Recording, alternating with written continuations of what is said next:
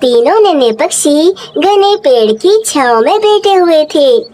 अरे अरे, मेरा दिल तो बहुत जोरों से आम खाने को कर रहा है। चलो कबूतर अंकल के बाग में चलते हैं और वहाँ से जाकर उनके आम तोड़कर मजे से खाते हैं। अरे परंतु अगर कबूतर अंकल ने हमें देख लिया तो वो हम तीनों को पकड़कर बहुत मारेंगे और हमें बिल्कुल नहीं छोड़ेंगे। अरे नहीं नहीं, चिंता मत करो, वो तो इस समय सो रहे होते हैं। मैं तो रोज उनके बाग से आम चुरा चुरा कर खाता हूँ। आज हम तीनों मिलकर ये मजे करते हैं और वहाँ से आम चुरा कर खाते हैं। नहीं नहीं, ये गलत है, हमें ऐसा नहीं करना चाहिए। अरे गलत सही कुछ नहीं होता, जहाँ मौका मिले वहाँ से फायदा उठा लेना चाहिए। अब चलो मेरे साथ। राजू कौवा दोनों नन्हे पक्षियों को अपनी बातों में फुसलाकर आम के बाग में ले जाता है। चाचा कबूतर आम के पेड़ के नीचे सुकून से सो रहा था। अरे तुम दोनों थोड़ी देर के लिए यहीं बैठो, पहले मैं जाता हूँ और कुछ आम चुरा कर लाता हूँ, उसके बाद तुम दोनों जाना। राजू कौवे जल्दी आना, मुझे बहुत डर लग रहा है। फिर राजू कौवा आम के पेड़ के पास जाता है और वहाँ से 2-3 आम तोड़ लेता है, परंतु तभी कबूतर की आँख खुल जाती है। कौन है, कौन है? अरे कौन है? मेरे सामने आओ। राजू कौवा दोनों नन्हे पक्षियों को लेकर वहाँ से भाग जाता है। कबूतर से बचने के लिए वे कुछ दूर जाकर बैठ जाते हैं। हाँ हाँ, बच गए, नहीं तो आज वह कबूतर मुझे पकड़ ही लेता। परंतु देखो, मैं आम ले आया हूँ। अरे राजू, आज तो तुम बाल बचे हो। अगर कबूतर चाचा तुम्हें पकड़ लेते तो वो तुम्हें बहुत मारते और फिर छोड़ते भी नहीं। अरे ऐसे कैसे पकड़ लेता वो कबूतर मुझे? चोरी करने का मेरा 24 साल का एक्सपीरियंस है। अरे ये तुम क्या कह रहे हो? 24 साल के तो तुम खुद भी नहीं हो। अरे कितने मूर्ख हो तुम, एक चुटकुला भी नहीं समझते हो। यार राजू, एक ही काम हमें भी दे दो। अरे वाह वाह वाह वाह, मेहनत मैं करूं और आम तुम खा लो। इसमें से एक आम मेरा है, एक मेरी मम्मा का और एक मेरे पापा का। ये तीनों आम मैं अपने घर लेकर जाऊंगा। फिर राजू कौवा वहाँ से अपने घर चला जाता है और बाकी दोनों नन्हे पक्षी भी अपने अपने घर चले जाते हैं। मानो बेटा, ये लो, ये आम खा लो। परंतु मामा, ये आम कहाँ से आए? बेटा, तुम्हारे कबूतर चाचा है ना, वो ये आम देकर गए हैं। ये सुनकर मानो बहुत शर्मिंदा होता है। मामा, मुझसे गलती हो गई। आज मैं उस राजू कौवे की बातों में आकर चाचा कबूतर के बाग में आम चोरी करने चला गया था। बेटा, ये बहुत गलत बात है, तुम्हें चोरी कभी नहीं करनी चाहिए। अगर कबूतर चाचा तुम्हें ऐसा करते देख लेते तो तुम्हारी मामा की कितनी बेइज्जती हो जाती। अगर तुम्हें कुछ भी खाने का मन हो तो मुझे बताना, परंतु आइंदा से चोरी बिल्कुल नहीं करना। मानो चिड़ा अपनी माँ मीनू चिड़िया की बात समझ जाता है। वहीं दूसरी तरफ रानी और कालू राजू कौवे के चोरी के आम खाकर बहुत खुश हो रहे थे। अरे वाह, अब तो मुझे कोई चिंता नहीं है। अब तो मेरा छोटा सा राजू भी चोरियां करने लगा है। अब तो अपनी मामा को ये चोरियां कर कर कर सब चीजें लाकर खिलाएगा।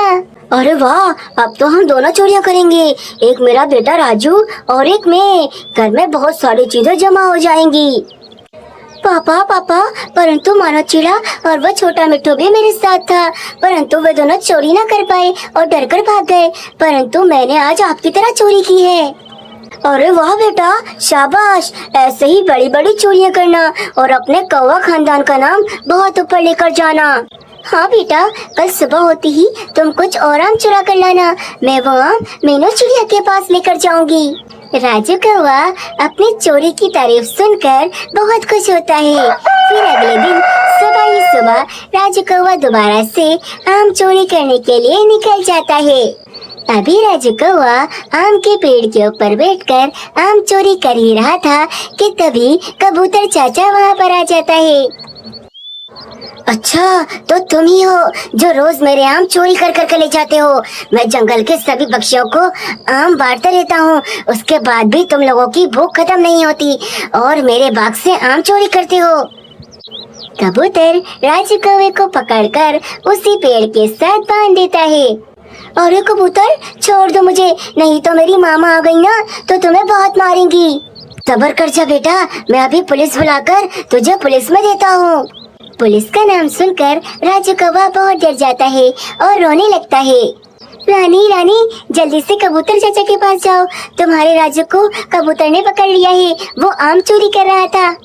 फिर रानी कौवी दौड़ती हुई कबूतर के पास पहुंचती है, परंतु जब तक कबूतर ने पुलिस बुला ली थी। कबूतर कबूतर, छोड़ दो मेरे राजू कौवे को, इस बच्चे को पुलिस में मत देना। अरे जैसे माता पिता वैसे ही संतान, माँ बाप भी चोरी करते हैं और अब बच्चा भी चोरियाँ कर रहा है।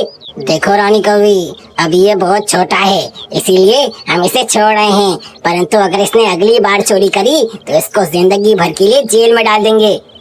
सभी रानी कौवी को बहुत सुनाते हैं और फिर रानी कौवी अपने राजू कौवे को लेकर वहाँ से चली जाती है। रानी कौवी बहुत ज्यादा शर्मिंदा होती है।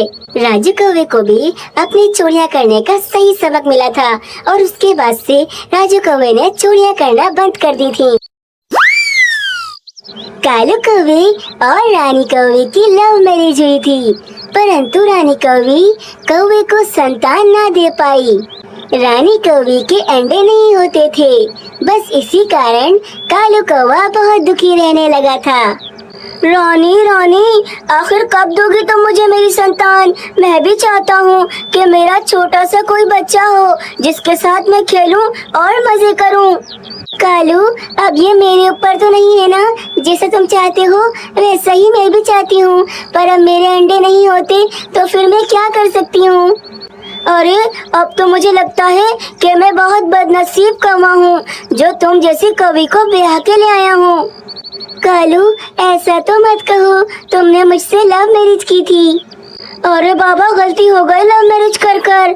अब तो ऐसा लगता है तुम मुझ पर बोझ बन गई हो, बस तुम्हारे लिए दिन भर भोजन लाता रहूं और तुम मजे से खाती रहो। कालू, सबके ही पति अपनी पत्नियों के लिए भोजन लाते हैं, तुम कोई अनोखे नहीं हो। अभी रानी और कालू आपस में बात ही कर रहे थे कि तभी कालू कौवे का मामा वहाँ पर आ जाता है।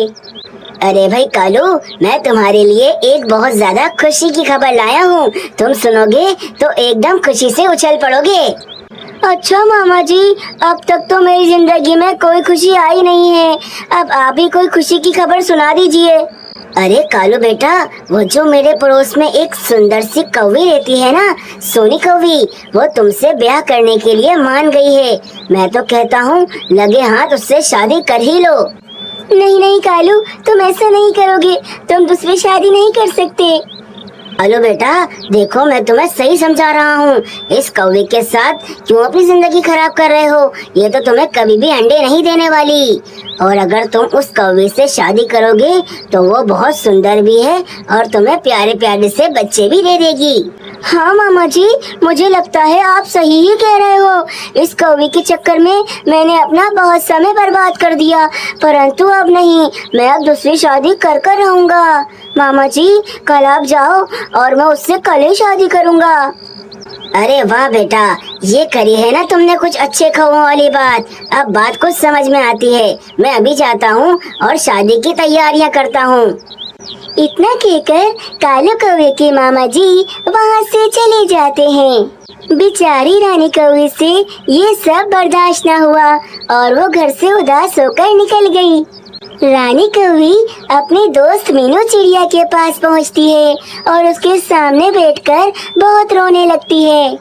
अरे रानी रानी, बस करो, कितना रोगी? अगर तुम इतना रोती रहोगी तो पूरे जंगल में बाढ़ आ जाएगी।